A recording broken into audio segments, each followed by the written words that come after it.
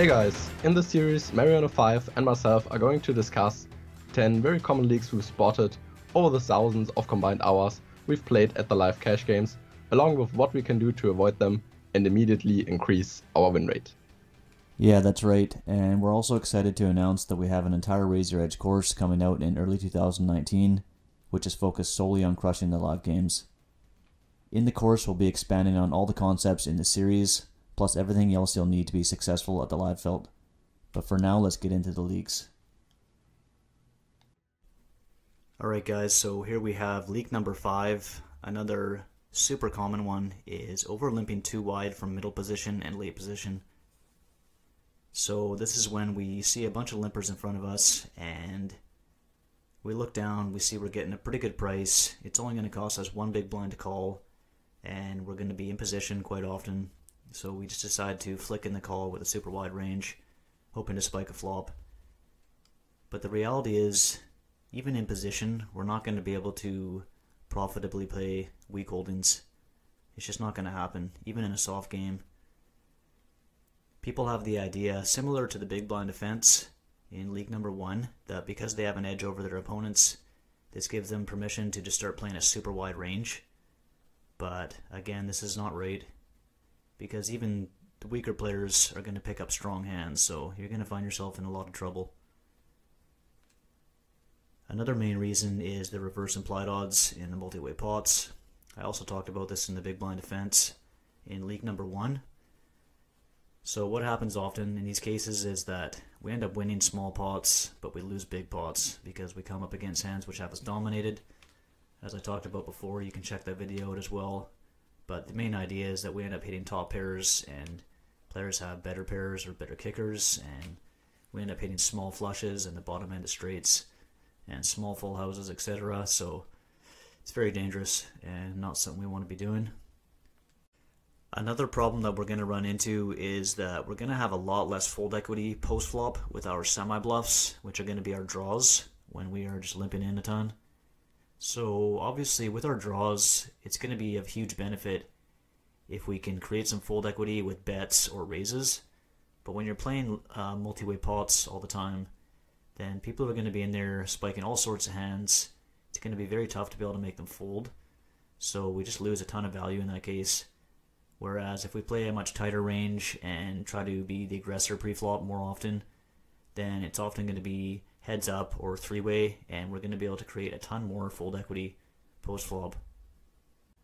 We're also going to end up in a ton of marginal spots if we overlimp too wide.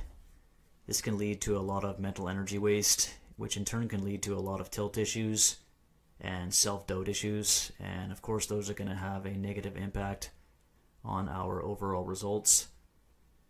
It can be very exhausting if you're trying to play every hand. You're going to put yourself in so many tough spots and you're just going to be slowly bleeding money, so we really want to look to avoid this and just play a much more solid range. And then lastly, we always have the rake to contend with. So this of course varies from casino to casino, but it's usually quite high, especially at the 1-3 and 2-5 levels. So if a spot is marginal at best to start out with, and then you throw the rake in there, then it's definitely going to be a minus EV spot. We can have a look at a couple of hand examples now. Okay, so 1-3 game here, and tight passive player limps under the gun. So we can definitely expect him to have a very strong range here. These type of players will often limp hands as strong as like ace queen, ace king, pocket tens, pocket jacks. Especially from early position, they don't like to raise too much. Loose passive player calls, another loose passive player calls, so they can obviously have a pretty wide range. Good regular limps in behind. We can assume he has a lot of low pockets, maybe some suited aces, some suited kings, probably some decent suited connectors, and then maybe some of the weaker offsuit broadways. Basically just hands that are not quite good enough to raise, but that he still wants to see a flop with. So it's on us here. We have a pretty good position in the cutoff. With the 9-7, it's a okay hand. It can flop straights. So because of that, we decide to limp in. But this is really just too marginal. There's no reason to be doing this. We also want to have a look at the button, of course, always. And we see he's a loose aggressive player. So he can definitely be raising quite often here to try to take down the pot or isolate some players. So it's just going to be a better play here to fold. And in just a minute, I'll go through an actual specific cutoff limping range here so we can kind of see what's more of a reasonable range to be playing.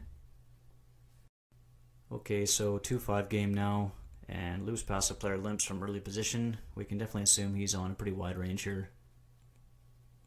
ABC reg limps behind. We can assume he's on a pretty similar range to the last example with the good regular limping.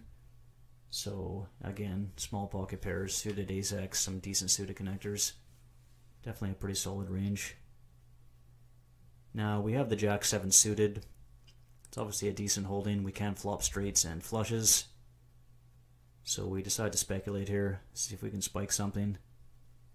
But again, especially from this position, it's just going to be too marginal. If we have a look behind us as well, always very important. We see there's two regulars behind us who can definitely isolate quite often. And there's also a tight passive player in the blinds, so it's not the greatest spot to get money out of the blinds. Big blinds are random. But overall, it's just not going to be a good spot here.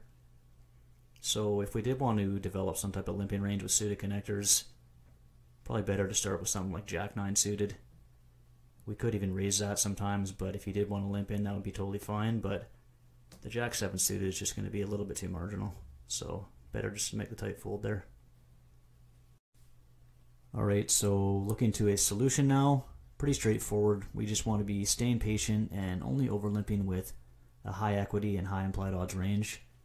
So that range will be consisting of suited connectors, the better offsuit broadways, low pocket pairs, suited ace-x, and then strong suited cards. Of course, the later position we are, the wider we can limp. So if we're in middle position, for example, you're not going to be able to get away with limping hands like Queen-Jack offsuit, King-Jack offsuit, 10-7 suited. Whereas if you're on the button, you can definitely overlimp with these hands. You always want to be looking behind you as well when you're limping, so how aggressive are the players behind you? Are they going to be raising very often, or are you going to be able to see a flop quite often if you do limp? You want to be looking to the blinds as well, so if there's incredibly weak players in the blinds, of course we want to be trying to see as many flops as we can, but again, we don't take it too far. We still play solid ranges, and of course that same goes for the limpers. The weaker they are, the slightly wider we can overlimp. There's obviously going to be more implied odds with our entire range if they're very weak players. Now, to finish off here, we can actually have a look at a specific cutoff overlimping range. Here we have a range from the course, overlimping in the cutoff versus 2 or more limpers. So these hands in the white here at the top, we're almost always going to be ISO raising versus the limpers. But the hands that we can start overlimping will be the weaker offsuit broadways, low pocket pairs, suited connectors, suited ace-x, and then some of the better suited king and queen-x. Now, if we're playing against some weaker players, some weaker limpers, or maybe there's some weak players in the blinds, we can definitely start to widen our range a bit here to include some of the weaker offsuit hands and then some of the 2 and 3 gappers for the suited connectors, and then some more of the suited king and queen-x. But you definitely don't want to go too wide because we are still in the cutoff, so there's a player on the button, of course, who can still raise behind us or overlimp behind us, so we're not going to be in position always. And of course this range is just a general guide. There's not going to be a certain range that's set in stone because there's always going to be so many factors at the table. We always want to be looking for the exploits, but this is definitely a very reasonable range, and if you stick to something like this, it's not going to get you into trouble. So yeah, that's been it for the leak number 5, overlimping too wide in middle position and late position. Hopefully you guys have learned something from this video and you can start to apply it to your game. The main thing is just to stay patient.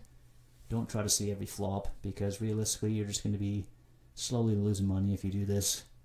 So stay patient, play solid ranges, and good luck at the felt. This has been Mariana5 for Raise Your Edge.